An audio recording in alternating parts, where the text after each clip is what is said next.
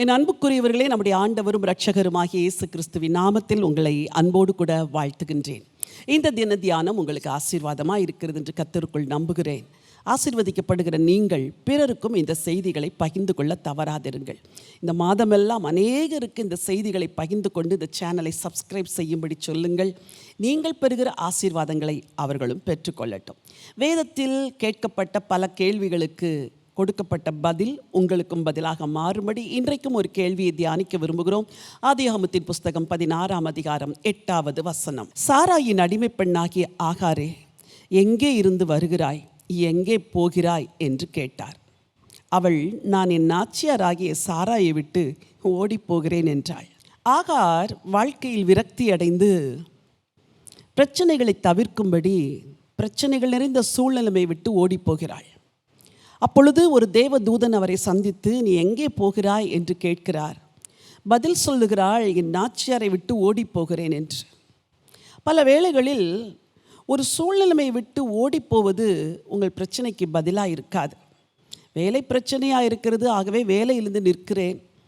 இந்த சூழ்நிலைமை கடினமாக இருக்கிறது, ஆகவே இந்த சூழ்நிலைமையிலிருந்து விலகி போகிறேன். திருமண வாழ்வு சங்கடத்தில் இருக்கிறது, ஆகவே விவாகரத்து செய்கிறேன் என்று நீங்கள் எடுக்கிற தீர்மானங்கள் நல்ல முடிவுகளாக இருக்காது. இந்த ஆகார் தன் எஜமாட்டியாகிய சாராயை விட்டு ஓடும் பொழுது தேவதூதன் சந்திக்கிறார். முதல் முறை சந்திக்கும் பொழுது அவள் சொல்லுகிறார், நீ போய் உன் நாச்சியாரின் கீழ் அடங்கி இரு என்று சொல்லுகிறார்.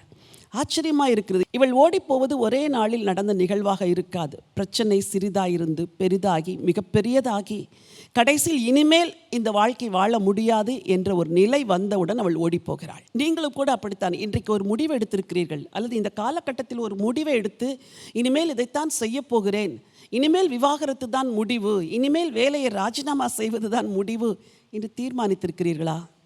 ஆண்டவர் உங்களை பார்த்து சொல்கிறார், நீ திரும்பி போய் அந்த இடத்தில் அமைதியாக இரு. நான் சொல்லுகிற வரைக்கும் நீ அங்கே இரு. உன்னை நடத்துகிற தேவன் நான். உன் சந்ததியை நான் ஆசீர்வதிப்பேன், அந்த சந்ததி பெருகும். ஆகாரே, நீ இந்த சூழ்நிலைமையில் பாலைவனத்தில் போனால் நீயும் மரித்து விடுவாய், உன் பிள்ளையும் மரித்து விடுவான். ஆகவே திரும்பி போய் அடங்கியிரு என்று சொன்னார். திரும்பி போனாள், அடங்கியிருந்தாள், பிள்ளை பிறந்தது.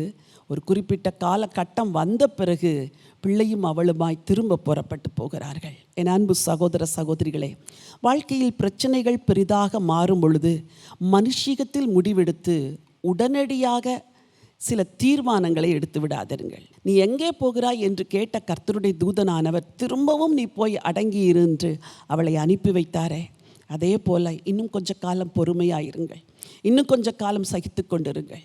ஒரு நாள் ஒரு மகள் வந்தாள். பிரச்சனை மிகவும் பெரிதாக இருக்கிறது ஆண்டி, நான் நிச்சயமாய் விவாகரத்து செய்ய போகிறேன் என்று சொன்னாள்.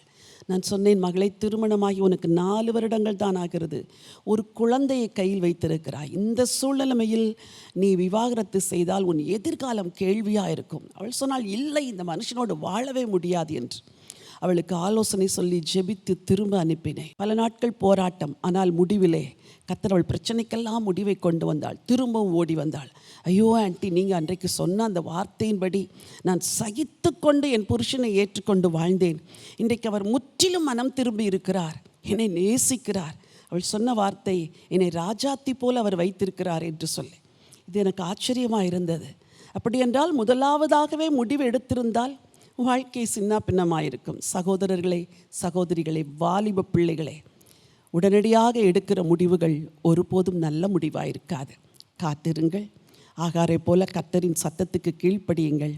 வாழ்க்கை இன்பமாய் மாறும். அன்பின் ஆண்டவரே, பரலோகத்தின் தேவனே, ஆகாரை போல மனக்கிலேசம் அடைந்து வருத்தம் அடைந்து கடினமாய் நடத்தப்படுகிற பலர் ஓடிப்போக வேண்டும், விலகி போக வேண்டும், இந்த முடிவை எடுத்தே ஆக வேண்டும் என்று நினைத்து கொண்டிருப்பார்கள் என்றால் இன்றைக்கு அவர்களோடு கூட நீங்கள் பேசும்படி ஜெபிக்கிறேன். அப்பா, உங்கள் நேரமும் உங்கள் வழிநடத்துதலும் வருகிற வரைக்கும் உங்கள் பிள்ளைங்க காத்திருக்க உதவி செய்யுங்க ஆண்டவரே. உங்கள் கரம் அவர்கள் மேல் இருந்து இப்போ இருக்கிற கடினமான சூழ்நிலைமையை சகித்து கொள்ளவும் பொறுத்து கொள்ளவும் அவர்களை நடத்த வேண்டும் என்று ஜெபிக்கிறேன். இரட்சகர் இயேசுவின் நாமத்தில் பிதாவே, ஆமென். பிரியமானவர்களே, வாழ்க்கையில் எடுக்கிற முடிவுகளை ஒருபோதும் அவசரப்பட்டு எடுத்து விடாதிருங்கள். ஆண்டவர் சொல்லும் வரை காத்திருங்கள். கர்த்தர் நிச்சயமாய் நல்ல பாதையில் உங்களை நடத்துவார். இந்த நினைவோடு இந்த நாளை துவங்குங்கள். இந்த நாள் ஒரு வெற்றியின் நாள். God bless you.